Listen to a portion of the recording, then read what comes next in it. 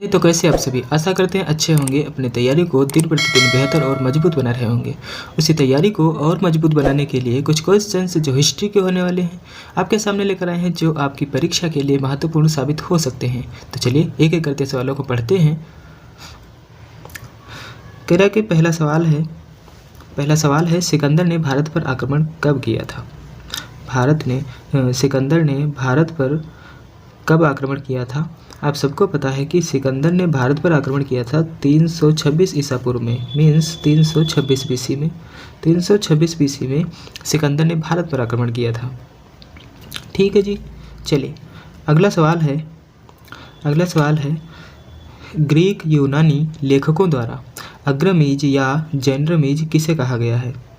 आपको पता होना चाहिए कि ग्रीक या यूनानियों द्वारा अग्रमीज या जैनरमीज कहा गया है घनानंद को। किसे कहा गया है? घनानंद को कहा गया है। ठीक है जी। चलिए अगला सवाल है नंद वंश का संस्थापक कौन था। नंद वंश का संस्थापक की बात करें तो नंद वंश के संस्थापक थे महापद्म नंद इसके संस्थापक थे। अगला सवाल है 16 महाजनपदों में से किसकी राजधानी तक्षशिला थी। 16 महाजनपद थे, उनमें से किसकी राजधानी तक्षशिला थी। तो इनमें से तक्षशिला राजधानी थी गांधार की राजधानी तक्षशिला होती थी। ठीक है जी। चलिए अगला सवाल है कौन सा बौद्ध ग्रंथ 16 महाजनपदों का उल्लेख करता है। तो ये जो अंगुत्तर निकाय जो बौद्ध ग्रंथ है यही 16 महाजनपदों का उल्लेख करता है। अगला है उस गणतंत्र का नाम बताइए जो 6ठी शताब्दी ईसा पूर्व जातियों का राज्य संघ था।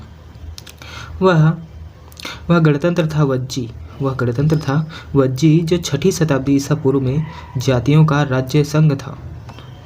अगला सवाल है किसकी सेना ने ग्रीक शासक सिकंदर के साथ झेलम नदी के तट पर मुकाबला किया था। तो उस सेना थी पोरस की जिसने सिकंदर के साथ झेलम नदी के तट पर मुकाबला किया था। ठीक है जी। कह रहा है कि उस राज्य का नाम बताइए जिसने पहली बार युद्ध में हाथियों का इस्तेमाल किया। तो उस राज्य का नाम है मगध राज्य का नाम है जिसने पहली बार युद्ध में हाथियों का इस्तेमाल किया था। अगला सवाल है 6ठी शताब्दी ईसा पूर्व मगध में किसका विशाल भंडार था। 6ठी शताब्दी ईसा पूर्व में मगध में किसका भंडार था। तो मगध में लोहे का सर्वाधिक भंडार था। ठीक है, लोहे का भंडार था। अगला है कह रहा है कि निम्न में से कौन सा शासक बुद्ध का समकालीन था।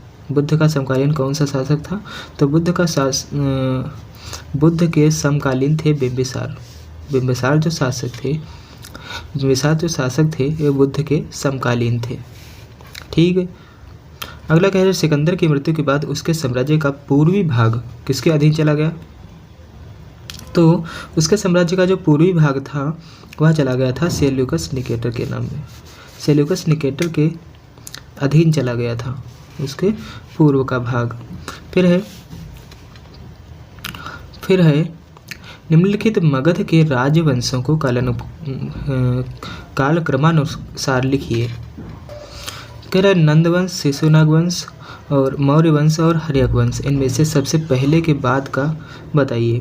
आपको बता दें कि सबसे पहले इसमें था हर्यक वंश, फिर शिशुनाग वंश, फिर नंद वंश, फिर मौर्य वंश। तो इनमें से 4 2 ऑप्शन नंबर सी राइट हो जाएगा। ठीक है। अब जानते हैं जैन एवं बौद्ध धर्म के बारे में। जैन एवं बौद्ध धर्म के क्वेश्चंस आपको पता होगा। श्वेतांबर एवं दिगंबर किस समुदाय के 2 संप्रदाय थे। तो श्वेतांबर एवं दिगंबर जो थे ये जैन धर्म के थे। जैन धर्म के 2 संप्रदाय थे, श्वेतांबर एवं दिगंबर। फिर है महावीर का जन्म कहाँ हुआ था। महावीर का जन्म की बात करें तो इनका जन्म हुआ था कुंडग्राम में, और महात्मा बुद्ध की बात करें तो इनका जन्म हुआ था लुम्बिनी में। ठीक है। अगला सवाल है प्राचीन काल में बौद्ध काल के दौरान कपिलवस्तु के शासक कौन थे? प्राचीन काल में बौद्ध काल के दौरान कपिलवस्तु के शासक कौन थे? तो कपिलवस्तु के शासक थे शाक्य। कपिलवस्तु के शासक कौन थे? तो शाक्य थे। अगला है, कौन सा स्थान गौतम बुद्ध से संबंधित नहीं है? इनमें से कौन सा स्थान गौतम बुद्ध से संबंधित नहीं है? बोध गया है ही, बोध गया है ही, कुशीनगर है ही, सारनाथ है, पावापुरी पावापुरी पावापुरी ये संबंधित है जैन धर्म से। पावापुरी जैन धर्म से संबंधित है, बाकी के 3 बौद्ध धर्म से। जैन धर्म के पहले तीर्थंकर की बात करें तो पहले तीर्थंकर थे ऋषभदेव। पहले तीर्थंकर कौन थे? ऋषभदेव पहले तीर्थंकर थे। वैशेषिक दर्शन के प्रतिपादक कौन हैं? वैशेषिक दर्शन के प्रतिपादक कौन है? तो ये कणाद हैं। कणाद ऋषि हैं वैशेषिक दर्शन के प्रतिपादक। अगला है, बौद्ध धर्म महायान और हीनयान में किसके शासनकाल के दौरान विभाजित हुआ था? तो ये कनिष्क के शासनकाल में हीनयान और महायान में विभाजित हुआ था। और जैन धर्म की बात करें तो वो विभाजित हुआ था श्वेतांबर और दिगंबर के रूप में। ठीक है। फिर है, स्तूप शब्द गौतम बुद्ध के जीवन की निम्नलिखित किस घटना से संबंधित है? तो स्तूप शब्द जो है वो मृत्यु से संबंधित है। अगला कह रहा है कि बौद्ध धर्म के अधिकांश ग्रंथ किस भाषा में लिखे गए थे? तो बौद्ध धर्म के अधिकांश लगभग जितने भी ग्रंथ थे सारे के सारे पाली भाषा में लिखे गए थे। सारे के सारे पाली भाषा में लिखे गए थे अधिकांश ग्रंथ लगभग। अगला सवाल है जैन तथा बौद्ध धर्म के समय कितने आश्रमों को मान्यता प्राप्त हुई थी? तो जैन तथा बौद्ध धर्म के समय में 4 आश्रमों को मान्यता प्राप्त हुई थी। कितने आश्रमों को? तो 4 आश्रमों को। फिर है, बुद्ध के जन्म और उसके पूर्व की जन्म की कहानियाँ किसमें संकलित हैं? तो जातक कथाएं जो हैं, जातक कथाएं इसमें संकलित हैं बुद्ध के जन्म की सारी की सारी कथाएं। ठीक है जी। चलिए अगला है, उन स्तंभदार भवनों को क्या कहते हैं जिनमें बौद्ध भिक्षु पूजा करते थे? उस स्तंभदार भवनों को क्या कहते हैं जिनमें बौद्ध भिक्षु पूजा करते थे? तो उन्हें चैत्य कहते हैं। क्या कहते हैं भाई? उन्हें चैत्य कहते हैं, जिनमें बौद्ध धर्म के भिक्षु जो थे वो पूजा करते थे। अगला है, इनमें से कौन सा भारत में उत्पन्न सबसे बाद वाला बौद्ध धर्म का ग्रंथ है? तो सबसे बाद वाले की बात करें तो वामसाथ पाकसिनी ये बौद्ध धर्म का ग्रंथ है और ये सबसे बाद में उत्पन्न हुआ है। ठीक है जी। चलिए अगला है, जैन द्वारा अपने पवित्र ग्रंथों के लिए सामूहिक रूप से किस शब्द का प्रयोग किया जाता है? तो उसके लिए प्रयोग किया जाता है अंग शब्द का। किसका शब्द का प्रयोग किया जाता है? तो अंग शब्द का प्रयोग किया जाता है। ठीक है जी। चलिए, कैवल्य कौन से धर्म के से संबंधित है? तो कैवल्य संबंधित है जैन धर्म से। कैवल्य किससे संबंधित है? तो जैन धर्म से संबंधित है। अगला है, त्रिपिटक धर्म ग्रंथ का संबंध किस धर्म से है? तो त्रिपिटक धर्म ग्रंथ का संबंध है बौद्ध धर्म से। त्रिपिटक, ठीक है। त्रिपिटक, इनमें त्रिपिटक ग्रंथों में थे सूत्र पिटक, अभिधम्म पिटक और विनय पिटक। ठीक है जी, पिटक। अगला है, निम्नलिखित में से किस मुद्रा में गौतम बुद्ध ने सारनाथ में अपना पहला उपदेश दिया था? तो मुद्रा की बात करें तो ये थी धर्मचक्र मुद्रा। धर्मचक्र मुद्रा में इन्होंने पहला उपदेश दिया था सारनाथ में। ठीक है। अगर सबसे ज़्यादा यानी सर्वाधिक उपदेशों की बात करें तो कहाँ पर दिया गया था? कमेंट में बताना जरूर। फिर है, 6ठी शताब्दी ईसा पूर्व कौन सा काल कहलाता है? 6ठी शताब्दी ईसा पूर्व का काल था, उसे धार्मिक उत्तेजना का काल कहा जाता है। उसे धार्मिक उत्तेजना का काल कहा जाता है। बुद्ध का अर्थ क्या होता है? तो बुद्ध का अर्थ होता है ज्ञान प्राप्ति। ज्ञान प्राप्ति बुद्ध का अर्थ होता है। ठीक है जी।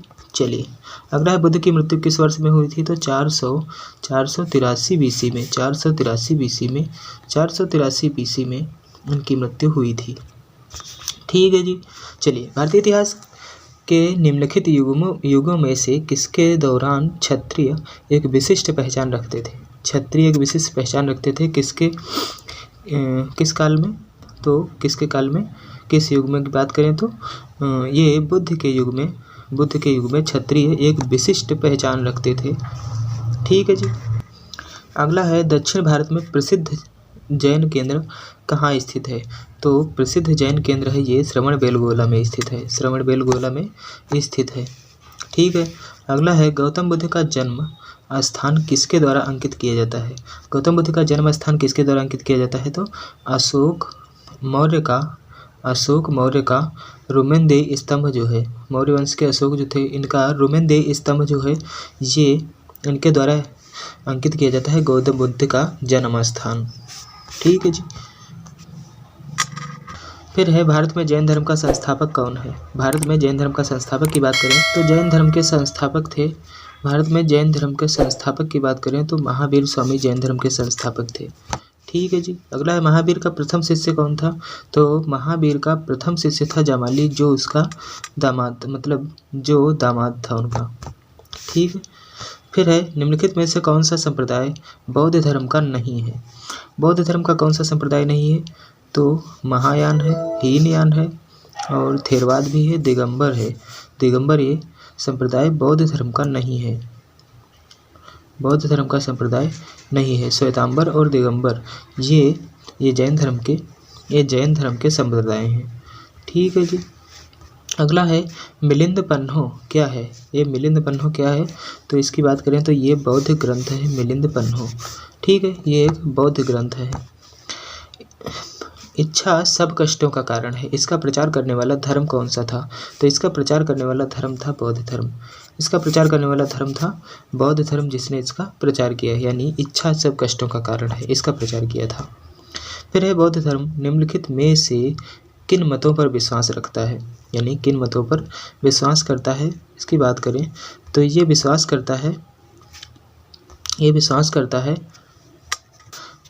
करता है दुनिया दुखों से भरी है, इसका भी विश्वास करता है। लोगों का दुख उनकी इच्छा के कारण होते हैं, लोगों को दुख उनकी इच्छाओं के कारण होते हैं, सही बात है। फिर है यदि इच्छाओं पर काबू पा लिया जाए तो निर्वाण मिल जाएगा, सही बात है। ये भी इन्हीं का कथन है। फिर है ईश्वर और आत्मा के अस्तित्व को स्वीकार करना चाहिए। ईश्वर और आत्मा के अस्तित्व को स्वीकार करना चाहिए, ये नहीं है इसमें। तो 1 2 3 सही है, 1 2 3 बिल्कुल सही है। अगला है प्राचीन भारत का प्रसिद्ध वह शासक कौन था जिसने अपने जीवन के अंतिम दिनों में जैन धर्म अपना लिया था। तो वह अशोक था, जिसने कलिंग के युद्ध के बाद प्राचीन भारत का वह शासक कौन था। प्राचीन भारत की बात करें तो चंद्रगुप्त था। प्राचीन भारत की बात करें तो चंद्रगुप्त था, जिसने जीवन काल के अंतिम दिनों में जैन धर्म अपना लिया था। अशोक ने तो बौद्ध धर्म अपनाया था, चंद्रगुप्त था जिन्होंने जैन धर्म को अपनाया था। ठीक है। फिर है निम्नलिखित में से कौन सा जैन धर्म सा त्रिरत्न है। तो सही दृष्टि है ये त्रिरत्न है जैन धर्म का। अगला है धातु से बने सिक्के सबसे पहले प्रकट हुए थे। तो धातु से बने सिक्के सबसे पहले कहाँ प्रकट हुए थे। ये प्रकट हुए थे बुद्ध के काल में ये प्रकट हुए थे। अगला है बुद्ध किस वंश से संबंधित थे। तो बुद्ध संबंधित थे शाक्य वंश से। ठीक है। फिर है बौद्ध धर्म ने समाज के 2 वर्गों को अपने साथ जोड़कर एक महत्वपूर्ण प्रभाव छोड़ा। ये वर्ग कौन कौन से थे।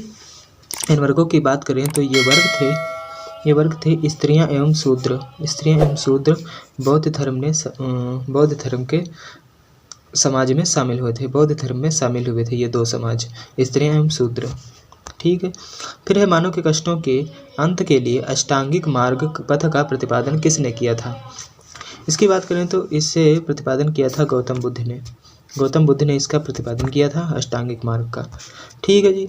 फिर है नालंदा विश्वविद्यालय विद्या का एक महान केंद्र था, विशेषतः किस काल में था ये बौद्ध धर्म में था, विशेषतः बौद्ध धर्म में है।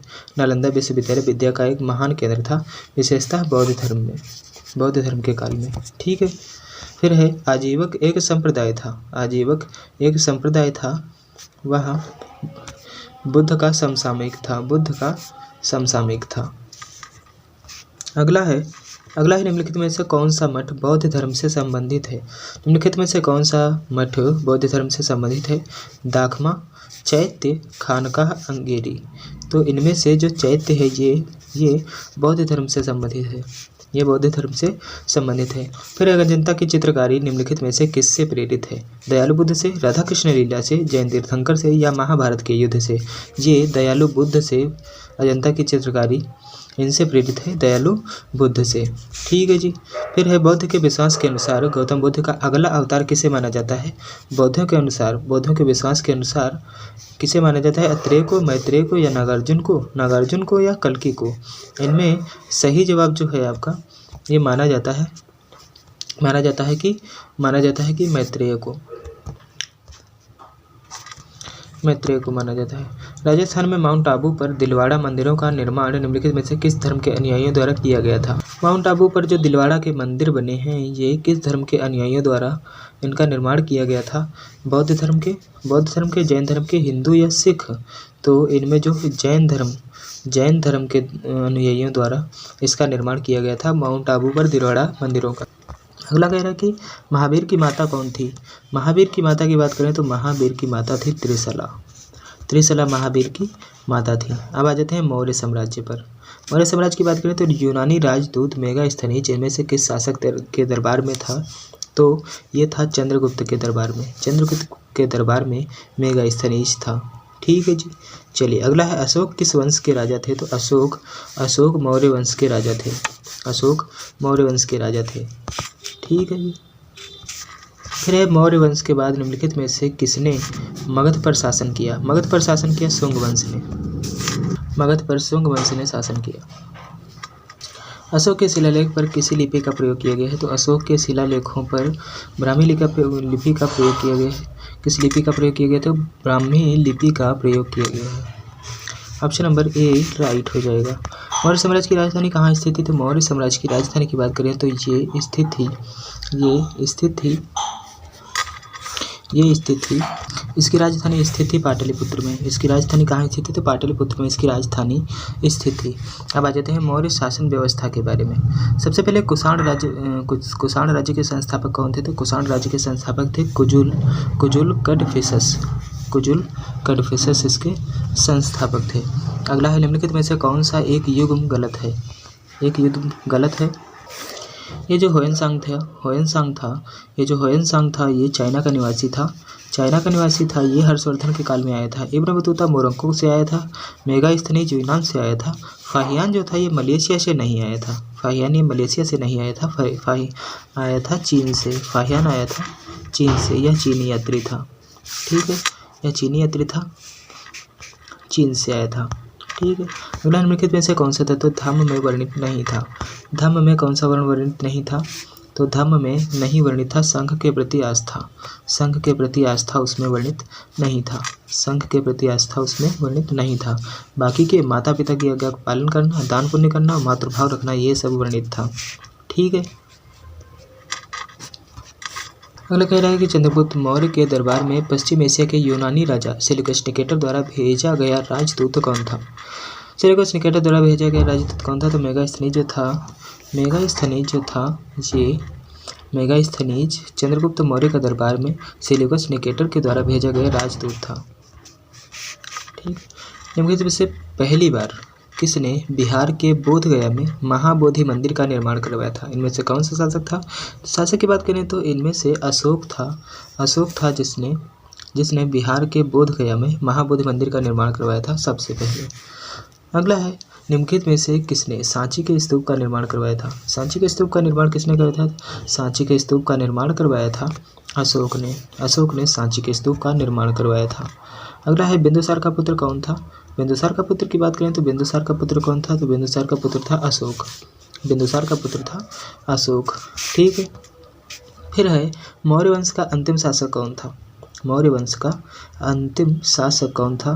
तो मौर्य वंश का अंतिम शासक था बृहद्रथ मौर्य वंश का अंतिम शासक था। फिर है निम्नलिखित में से किसकी जानकारी अशोक के शिलालेखों में से मिलती है। तो जीवन व्रत की, आंतरिक नीति की, विदेश नीति की, इन तीनों की जानकारी इससे मिलती है, यानी ऑप्शन नंबर डी सही है।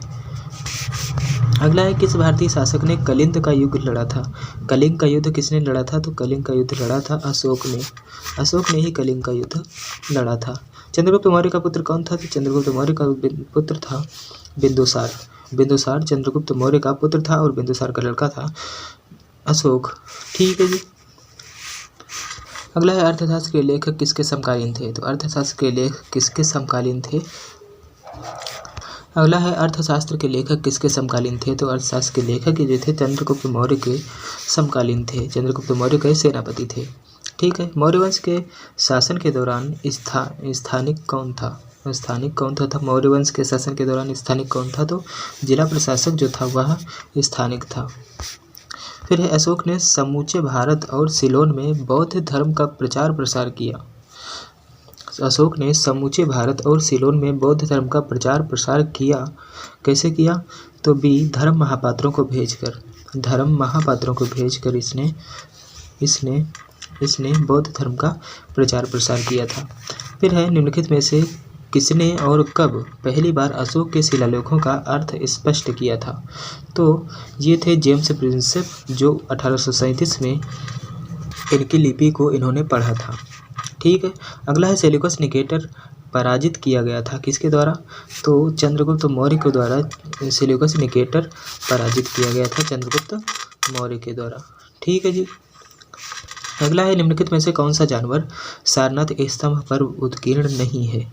कौन सा जानवर नहीं है? तो ये जो हिरण है ये नहीं है, बाकी घोड़ा, हाथी और कुकुद वाला सांड ये सारे के सारे वहाँ पर उत्कीर्ण हैं। अगला है, अशोक की प्रशासनिक नीति में भारी परिवर्तन किस घटना से आया?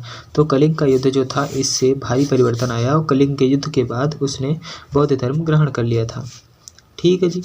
अगला और इस क्लास का लास्ट सवाल है, निम्नलिखित में से सम्राट अशोक की वह पत्नी कौन थी जिसने उसको प्रभावित किया था? उसकी पत्नी थी वह कारुवाकी। इसने इसको भारी प्रभावित किया था। आज की क्लास यहीं पर विराम होती है। क्लास अच्छी लगी हो तो लाइक कर देना और चैनल को सब्सक्राइब जरूर कर देना। धन्यवाद।